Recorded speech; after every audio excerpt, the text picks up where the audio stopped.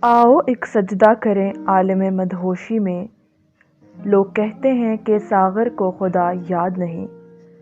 ساغر صدیقی خوبصورت نظمیں لکھتے اور پھر انہیں بلند آواز میں عالی نگاہوں کے ساتھ پڑھتے، پھر ان کاغذات کو پھاڑ دیتے جن پر یہ نظمیں لکھی ہوتی، ان کاغذوں کا ڈھیر بنا کر انہیں آگ لگا دیتے۔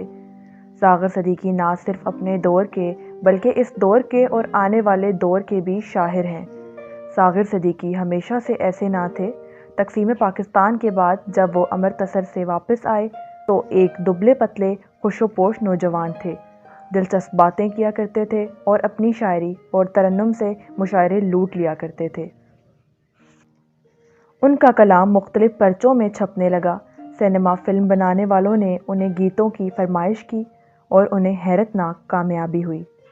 اس زمانے میں ان کے سب سے بڑے سرپرست انور کمال پاشا تھے۔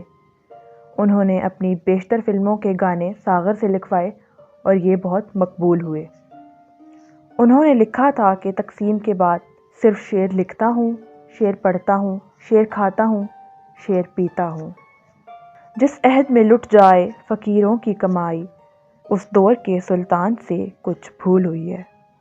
مگر یہ ساغر جب گردش میں آیا تو بوسکی کی جگہ کھدر نے لے لی اور آخر کار ایک سیاہ چادر چھا گئی۔ ساغر اپنی ذات میں سمٹتے اور لوگوں سے دور ہوتے چلے گئے، گمسم رہنے لگے اور اپنے لیے فقیر کا لفظ استعمال کرنے لگے۔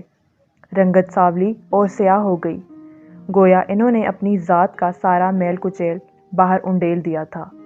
ان کے اندر روشنی ہو گئی تھی، انہوں نے اپنی ذات کو تسخیر کر لیا تھا۔ خاک میں لٹتے، خاک پھانکتے، یہ درویش 19 جولائی 1974 کو ہمیشہ کے لیے سپرد خاک ہو گیا۔